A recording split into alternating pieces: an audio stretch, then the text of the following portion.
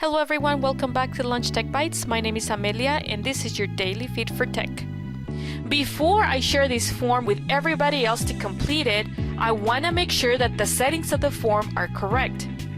Scroll up to the form and find the gear icon, Settings.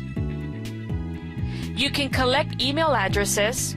You can also restrict it to the Centinela Valley Union High School District, and users must be signed in to CVUHSD. You can also limit it to one response.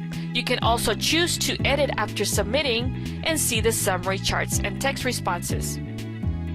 It all depends how you plan to collect data for this form. In this example, I will not collect data and I will not restrict it to anybody. So anybody who has the link to this form will be able to complete it and submit it. Feel free to explore these options for the settings in your Google Forms. Click Save. And now you're ready to share this form. To share the form, select the Send button located on the top right corner. You can choose to send it by email.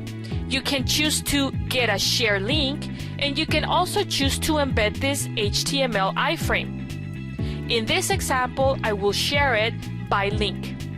Shorten the URL if necessary, and then copy the URL. Now you're ready to share that URL for everybody else to complete.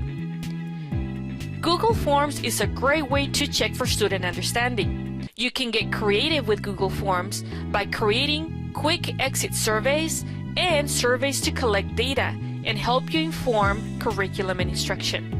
In this example, as you can see, I can easily embed Google Forms in Canvas, and I can also provide visuals to help support a discussion within Canvas. This will provide real and live results before the students are able to complete the discussion.